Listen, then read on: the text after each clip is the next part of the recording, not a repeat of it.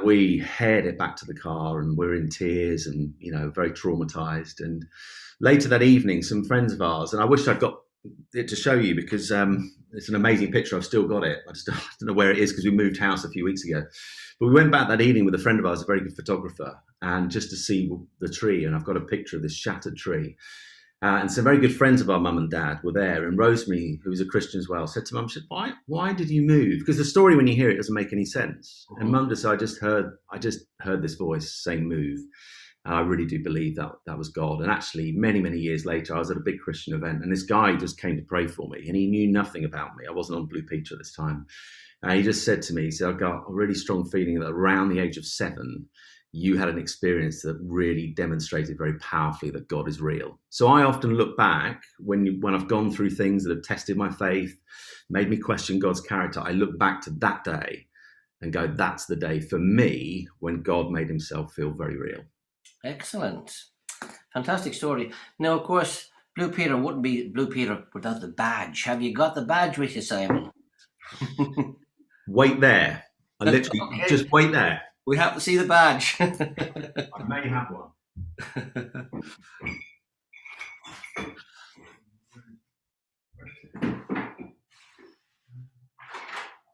Well done, George. This is the first time I've ever done this live. I'm sorry, everybody, for disappearing, but this is going to be worth it. Okay, so this is not just a badge. Yeah, I read about this badge. Yes, this is the one I was given on the day I left. So there's the box. Yep. And inside is one of these. Wow. Now you got that. There you go, ladies and gentlemen, a gold Blue Peter badge. Wow. Now you got that presented to you, of course, by Her Majesty herself. Well, no, I presented the Queen with the badge. I see. Badge. Yeah. What was that like? Actually, it was funny enough. I was talking about this yesterday with Ethan, my boy, because he said, "What was it like to meet the Queen?" And I said, "It's a really surreal moment because I'm betting there's probably no one on this Zoom evening who's older than the Queen. So for all of us, I think I can fairly safely say you haven't met Ellen, obviously. that she's been an ever-present in all of our lives. You know, Yes. whether you're a royalist or you're not, she has been there throughout all of our lives. So when she walked into the studio that day, and it's part of her Golden Jubilee celebration, so they were visiting her and the Duke of Edinburgh, various British institutions. I think he'd gone to British Airways that day, and the Queen was coming to visit BBC Television Centre and she was going to see 2 shows. One was BBC News and the other was ours. So we had this long lineup in the studio of past presenters. So Valerie Singleton and Peter Purvis were there. Former editors like the famous editor Biddy Baxter. Lots of people who've been involved both now and before were in the studio. So there's this huge long lineup. And my boss said, "Look, we want you, Simon, at the end of the line to be the one who gives the Queen the gold Blue Peter badge, basically because we think you're the one least likely to mess it up." So I said, "Okay." So about an hour before the Queen arrived, her press secretary came into the studio, and we were all lined up, and she came along to each of us and said, "What are you going to say to the Queen?" And she also told us what you do in terms of, right language and bowing and all those kind of things. And I said, "Well, I'm going to do a gag." And she said, "Well, Queen doesn't do gags." And I told her what I was going to say. She said, "You cannot say that. I'm going to come back in 5 minutes and I'll let you know what you can, give me something else." Anyway, she came back about 5 minutes later. She said, "Look, if you stick to those words, you can say the joke." I went, "Okay." So anyway, so eventually in comes the Queen, and it's like you feel you know her because she's been an ever-present. It's like for a moment you think it's like your grandma's just walked in, and then you go, "Oh my goodness me, it's the Queen." When she stands in front of you, it is quite a moment. And so I just stood there with a blue box exactly like this. And I just said, "Your Majesty, on behalf of the programme, I'd like to award you with the programme's highest honour. It's a gold Blue Peter badge. And Your Majesty may be interested to know you can get into the Tower of London free with this." And the Queen laughed, and off she went. She went, "How lovely," and she was gone. And afterwards, I was interviewed by lots of different news channels saying, "How did you make the Queen laugh?" It's like no one had ever made her laugh before, which of course they have. But yeah, that was an amazing moment. Amazing moment. Fantastic. What an end to your career, of course, because following the BBC, you jumped across to Sky Sports. Was that a big wrench for you? No, I mean, yeah, it's a wrench to leave a show like that, but you know when you get the job that your lifespan on it, it's not a job for life. You know you're going to be on there. Probably most presenters average around 5, 6 years. So I knew probably 6 years would be about the time. The thing about the show is it's an amazing show to work on, but it demands an awful lot of your life. You know, you are essentially theirs for those six years, and yeah, there's lots of things socially, life events I missed out on because we would be away filming or something. So that's kind of the only real downside of the job. And I think there comes a time where if you're not careful, you can stay too long and begin to fall out of love with it. And I always wanted to go while I still loved it, to go on a high, and that's a hard way to leave. But I think it's the best way because then you are just left with happy memories. I mean, I won't say their names, but there have been presenters down the years who have stayed too long. They fell out of love with the program and became quite bitter about their experiences of it. And it was no one else's fault. It's just they stayed too long. And I felt it was just important to go out on a high. So I always said to myself, 5 to 6 years. And then my next ambition was to get into the world of sport. Now, before we just finish with Blue Peter, one last thing I wanted to ask you about, Peter. Of all the things you've done, like the skydives, the mountain climbing, what was the most exhilarating thing you ever did for Blue Peter? Very good question. I think the most exhilarating would be the skydiving because it became a lot harder than I ever envisaged it. I've never had an issue with heights, and I've made it clear to the program quite early on. You know, when the time came to do another parachuting film, because they've done quite a few down the years, I'd love to do it. Mm-hmm. And so we were going to make a film where I would go out to San Diego because it's where the RAF Falcons do all their winter training because it's blue skies every day. And I would learn to free fall parachute jump with them. And then the idea was the next summer back at the UK at one of the big air shows, I would do a skydive with the Falcons, a display with them. Mm-hmm. So out to San Diego we went, and it's, you know, just hugely exciting. And I think it was probably about jump number 5. So we've done 4 jumps, and when you start off learning to free fall, you jump out the plane with an instructor either side of you. So you've got one of these red suits that's got these ribbed things along the sides so they can hold on to you because they're trying to get your body position right as you drop. Because once you're stable, then you can begin to maneuver yourself in the air. And they stay with you until the moment you pull your parachute, and then they keep dropping a little bit further and then open theirs. So everything had been going fine. I think we got to jump number 5, and down we go. You're dropping at 120 miles per hour over San Diego, over the hills. And I pulled my chutes at 5,500 feet, which is the level I was supposed to put it at. And it felt a lot longer than it was, but it was still quite a significant amount of time. Nothing happens. I remember as we're dropping, I can sort of sense this punch on the back, which is coming from Roger and Toby, the 2 instructors. And eventually, thankfully, I mean, you got a reserve chute, of course, but the thing came out and up it went, and everything was fine. But as we did after every jump, they would sit down with you because we've got a cameraman coming down with us who's filming it as he skydives. And we looked back at the jump. Lifestories Worldwide is broadcast live every Monday night at 8 p.m. UK time. We broadcast on YouTube, Facebook, and StreamYard. Why not join us every Monday night at 8 p.m. UK time for Lifestories Worldwide. Speak to us here at Lifestories Worldwide. You can simply by dialing +44 7943 550287. Call us now. And to my horror, I see the moment that I pull the chute, and I'm just watching, as I suspected, Roger and Toby literally thumping this backpack to get this chute out. And at that point, my bottle totally went. And I'll tell this one story because I think it's from a Christian point of view, this was an amazing moment. So what happened is that particular trip became a bit of a disaster. I think I managed 4 jumps more, and I couldn't do it anymore.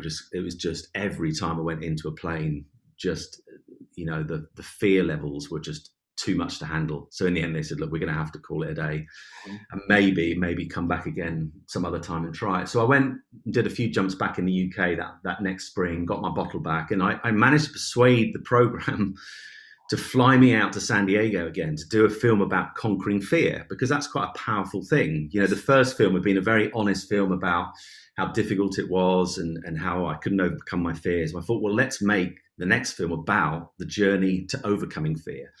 So back we went, and I thought it was going to be fine, but we're staying in exactly the same hotel as the year before. So you walk in, you know how sights and sounds and smells stir up memories. And it's like, oh no, I'm back. And all those fears from 18 months before began to come back. I had this utterly sleepless night. I couldn't stop thinking. And actually the question in my head going again and again and again was, if these two bits of material that are going to be strapped to my back tomorrow both fail, which is highly, highly, highly unlikely, you're safer doing a parachute jump than you are driving in your car. That's the reality. But it was causing me to think, if that did happen, is this God I follow, is he actually real? Because I'm going to find out. I'm maybe going to find out tomorrow, if it all goes horribly wrong, whether this God I believe in is actually real or not. So I couldn't sleep. And I sat down with my director the next day, same director from the time before, and he looked at me and said, "You look awful. What's happened?" I said, "No, it's fine. It's fine." Anyway, I rang up a very close Christian friend of mine. He's a guy called Phil Wall. He's worked for the Salvation Army for many, many years. And he's become a real mentor for me. And he said, "Look, anytime you want to chat, he knew I was quite worried about the trip, so just give us a shout and I'll pray, even if it's the middle of the night." So before we went to get in the minibus to drive to the drop zone, I gave Phil a ring. And I just said, "Mate, I am really struggling. I don't think I can jump. And I've just got the program to bring me out again. I'm going to waste all their money. But I've got palpitations. I'm sweating. I don't want to go anywhere near an aeroplane today." And he just said, "Mate, I know." He said, "Just let me pray for you." He said, "Just let me pray for you right now." Because I told him about the mental screw of what if everything fails and I find out that this faith that I have isn't real. It isn't true.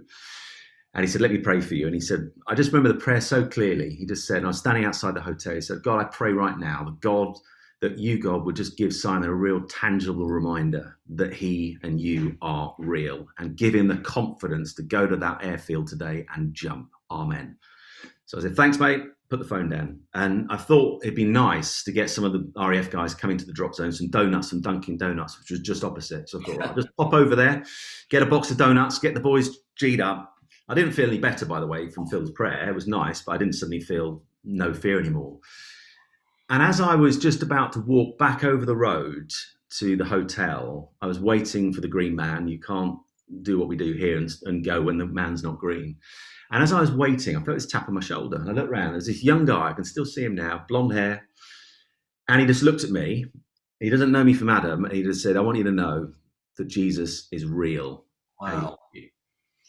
And I sort of looked back, and then I looked again, and he'd gone. I literally, he'd either vanished into thin air, or he'd found an alleyway that I cannot see. And, I firmly believe that God does appoint angels like that.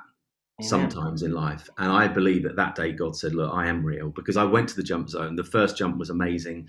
And by the end of that week, I'd passed the course. I'd done over 50 jumps. I was jumping out of an airplane in shorts and T-shirts and doing spins in the air and everything. I passed the course. So it was a triumphant film. But the start point of the triumph and the overcoming of the fear was God actually very powerfully, tangibly reminding me that actually he is for real. Were you able to convey that in the film? How you overcame your fear that it was God who helped you through that? Were you able to convey that in the film? No, that's where I think the difficulty of talking about your faith in a public job comes in, because that story in itself, a lot of people would go, why is that important to the film? If they don't have a faith, they'd question it, and then the BBC have got to tread this careful line of not looking like they're just favouring one faith over the other. So I've told it many times in sort of public spheres, but I've never, it just didn't sit within the film. I mean, I think I went as far as saying, I said my prayers last night, but not the story of this guy appearing out of nowhere on the streets of San Diego. Now, you mentioned prayer, of course, and your friend Phil prayed for you. How important is prayer to you in your life today? Well, it's really important. At the moment, for all of us, we're going through a continually difficult time, and myself and Ethan and Dorina moved a few weeks ago, but for quite some time, it didn't look like this house move was going to come off. It was hugely stressful. And we got into the habit of doing this thing called 7 in 7. So what we decided to do was put a reminder on our phone at 7 a.m. and 7 p.m. every day to pray about some of these issues. And one of the issues is also Ethan finding a secondary school, which at the moment he's due to start at a new school in September, but currently doesn't have one because of just moving. So we try and get into the habit. Sometimes we're better than others, but we're trying to get back into it again, of taking those things that need praying for, that we need God's guidance with, and we need his help on, in just remembering to do that twice a day at 7 o'clock. And we find it really helpful, and it's a discipline as well, isn't it? You know, prayer is about flexing that muscle. It's about muscle memory. So that's something we do. So, you know, it's hugely important. You know, it underpins who we are as people. That's a very good tip. Now, of course, you moved on to Sky Sports, a whole new ball game, shall we say? Nice. Fun. So did you move in there with trepidation? What did you expect when you went in there? What was it like? Yeah, there was a little bit of trepidation, George, because you've kind of got to prove yourself again. You've come from a kids program, and now you're in the macho world of sport. And I think there were one or two who were a little bit curious as to why a Blue Peter presenter just turned up at Sky Sports. One or two were, I'd say, a little bit cynical about whether I could do it. But I went into it with my eyes wide open. I knew that I had the raw skills, broadcasting wise, as in I can talk to a camera. I know all the technical terms. So I don't have to worry about that. I can focus on becoming a good sports presenter stroke journalist. So it was like learning a new trade, but I already had some of the tools in the bag to help me do that. So it was hard at first. You kind of had to win people over a little bit and just prove you're not just a kids presenter. You get, particularly with Blue Peter, you get very pigeonholed. True. You know, I still, even though I left the program in 2005, you know, still people will go, oh, I used to watch you on Blue Peter. You know, I get a lot saying, obviously, the Sky Sports stuff as well, but you do get pigeonholed. And I think it took a while for people to take me kind of seriously and realize actually he could be quite good at this. Now, we as viewers only see the finished product, of course, on TV, and everybody's looking great. But how much research and work did you have to put into the programs before you actually went live and presented them? Well, I can tell you, sort of recently, I've gone back to doing some live football. So I presented some games for Amazon over Christmas, and then a few games into the new year. And really, the way I prepared for those games was no different to what I did at Sky. And really, I mean, research, hard work, preparation is your best friend, because it's that famous saying, you know, fail to prepare, prepare to fail.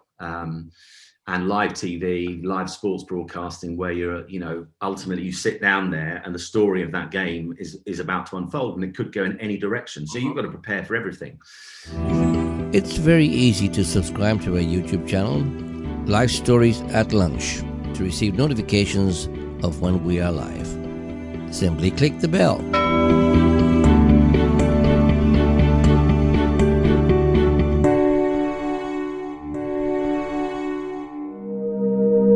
If you would like to contact us here at Lifestories Worldwide, you can. Simply by emailing lifestoriesworldwide@gmail.com or visit our website at lifestoriesworldwide.com. Else is false. So if I had a game on a Saturday, probably by, you know, obviously make sure every day you're reading as many of the sports pages as you can, to seeing what the various opinions are on the teams you're about to cover at the weekend and others. And by the Wednesday, you get what was called a stat pack, which for a Premier League game is around about 60 pages long, and it's got history of the clubs, the head-to-head records, their current form, and then big biographies on every single player. Wow. And you then begin to pick out, I make my own then 2 stat sheets. I pick out the information I think I'm most likely going to need. And then by the Thursday, you're probably having a phone call. I mean, it used to be back in the day when we could actually go into offices. You'd go into the office at Sky, you'd sit down with your producer, and you'd go through the way you want that hour-long build-up to look. What are the key talking points? You know, what are we going to get out of the guests we've got this weekend? And then probably by the Friday, once I knew what the running order was for a game on a Saturday, then I'd write my script and work out what are going to be the best words that are going to describe what this game means, how big it is for the players, how big it is for the fans. And then you probably used to get about 2 hours rehearsal on the day, maybe not even that actually. And you get to the ground, have a quick bit of breakfast. It was a lunchtime game on a Saturday, and then get into the studio at about 11 o'clock. Go through everything, then wait for the team news, which literally came 15 minutes before you went on air, and then at 11:30 you were on air. So that's what would go into every single game. Now, you mentioned opinions, of course, on Sky and we have lots of people with opinions, pundits, what have you. Have you ever had to say come between two pundits when they disagreed on their opinions? Right. Sorry, can you just say that again? Have you ever had to come between two pundits? I wouldn't say come between. I mean, that's the best telly when it gets heated. You know, Yes. that's what you want in pundits. You don't want people who just, just tell you the obvious. You want to know why that's happened and why you're unhappy about that decision that was made. And it's really good telly when someone comes back at them and says, well, I actually don't see it like that. I mean, Graham Souness is, can be quite an adversary in the studio.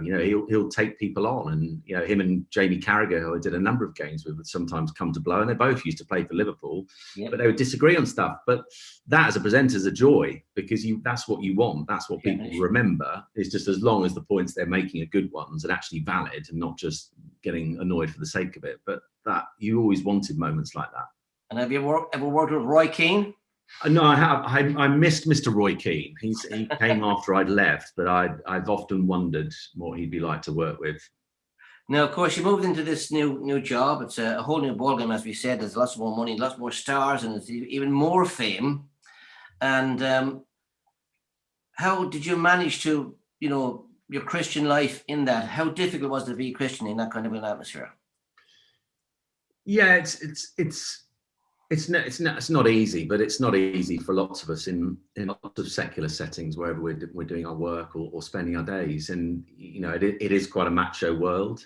Mm-hmm. Faith is not something that within this country players are that comfortable about talking about. But then you look at some of the South Americans, and they're very vocal and very expressive with their faith on the pitch. You sometimes see it when they score goals. Brazilians in particular, yes. Yeah, exactly. So it's not an easy place, I would say, to be a Christian. I'd sometimes find, the language that was used, not obviously when we were on air, but around kind of games, the banter, as they used to call it. Sometimes you'd find it a little bit difficult, but it's about how you manage yourselves in those situations, and not to find yourself being dragged into it, because it's easier to fit in than not. And that was always something I tried to do, was like, the easiest thing to do is just go along with the flow, just be one of the boys, one of the lads. Mm-hmm. That way you fit in quicker, but actually that means compromising, mm-hmm. because you're starting to then engage in conversations that aren't particularly, Christian. They aren't particularly pleasing to God. So that was always the challenge, just trying to not get too involved in the sort of banter that accompanies a lot of dressing rooms, which our dressing room obviously was the studio. Yeah. And was there many temptations in that kind of lifestyle as well that came with it? No, not really. I mean, it's just, I think because the whole way through I saw fame as being a fairly empty thing, a vacuous thing anyway. And I never saw myself really I always knew that when you did a live game, there's not a single football fan in the country who's tuning into that game because you're presenting it. They're tuning in because they want to watch the game. Even the great Des Lynam, who was my hero growing up in terms of television presenters, no one tuned in to see Des. They loved Des and he was brilliant, but you would tune in because that's a game I want to watch today. Yeah. And I think once you realize that no one's tuning in to look at you, it's almost, you are doing your job the best when people don't really notice you. They tend to notice you when you make a mistake, and that gets very public. But that's the secret to not letting it swell your ego and put you in places where life becomes very different. It's about seeing it for what it is. And I just saw myself as just someone there to facilitate getting on air, making it a really good watch, but ultimately we're about the game. Just going back to the earlier question about when somebody said to you about, we need more Christians in media. Did you meet many Christians in the media as you were going through your career? Yeah, quite a few. Yeah. And there was a kind of Christian union within the BBC. I could never really go because it always met on day when I was very rarely at the BBC. But yeah, I used to meet quite a few. I had quite a number of Christian friends at Sky, which was good. They were always nice, good to be able to chat to them. And I hate saying because they were one of us, but you know what I mean. I know I can chat about this to them because they understand. So that was I found that really helpful. One of my closest friend, Julia, who she was with Sky for years, and she's really, really good friends with both myself and Dorina. She was such a great support because I worked with her a lot, and knowing that she was a Christian as well, it just, yeah, it was always a huge encouragement. Yeah, excellent. Now, of course, of all the sports you've covered, what is your own favourite sport? Well, it is football. I mean, I love a lot of sport. If I had to say you can only ever watch one for the rest of your life, then it would be football. But I love cricket and rugby and athletics. But football's the main one. Would that be Norwich City by any chance? Yes, it would. Well, good research, George. Very good. Yes, indeed. Well, you're better than I am. I'm a Sunderland supporter. Oh, gosh. Yes, oh gosh, that's right. Now, of course, you were at the height of your career. Everything was going well for you. But of course, a couple of years ago, things changed a little bit. Okay, there was a tragedy that happened. Would you like to tell us a little bit about that? Yeah, I can talk about it. It's now three and a half years ago. So it was the autumn of 2017, and yeah, everything life-wise was going well. I was second year of doing the Premier League, so I'd done the Football League for many years for Sky, and then got up to the top and got to do the Premier League. So I was into the second season, really enjoying it. My boy Ethan was 8 at the time. If you would like to contact us here at Life Stories Worldwide, you can simply by emailing lifestoriesworldwide@gmail.com or visit our website at lifestoriesworldwide.com.